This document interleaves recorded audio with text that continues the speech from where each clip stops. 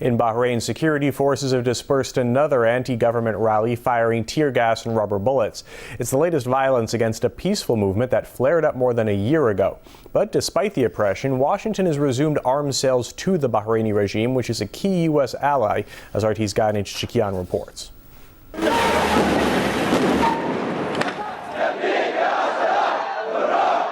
Amid Bahrain's persistent crackdown on protesters, journalists, and human rights activists, Washington welcomes Bahrain's Crown Prince. Again, Your Royal Highness, welcome to the United States. Thank you so much. Thank you, sir. And pledges to resume arms supplies to a key ally in the Gulf.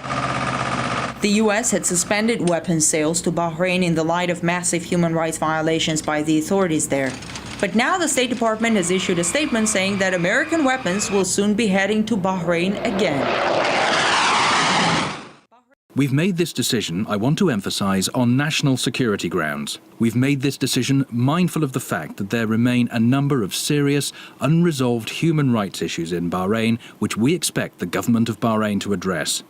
Bahrain hosts the U.S. Fifth Fleet. It's around 40 ships, 2 aircraft carriers, 16,000 personnel, a major force in the Gulf region. Clyde Prestowitz, a top economist in the Reagan and Clinton administrations, argues the U.S. has traded principles for military bases. We've sided with the ruling Sunni regime because of the base of the Fifth Fleet in the Gulf.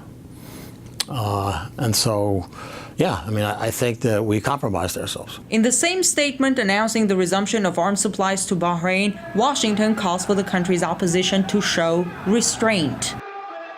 We're concerned by what has now become almost daily street violence. And we urge in this context Bahrain's political opposition to call for an end to the violence against police. That's a stark difference from the U.S. approach towards other countries in the region engulfed in anti-government protests, where the U.S. has tacitly or openly encouraged violence against government forces. In Libya, the United States was openly attacking and openly supporting the Libyan rebels in their attacks against the state, even though this was an R2P situation, and that was the UN cover for it.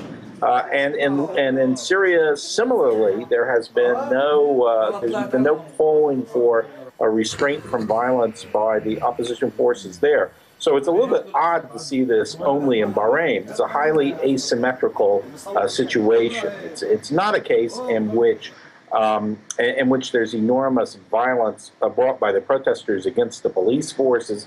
It's clearly by the Bahraini state against the civilians.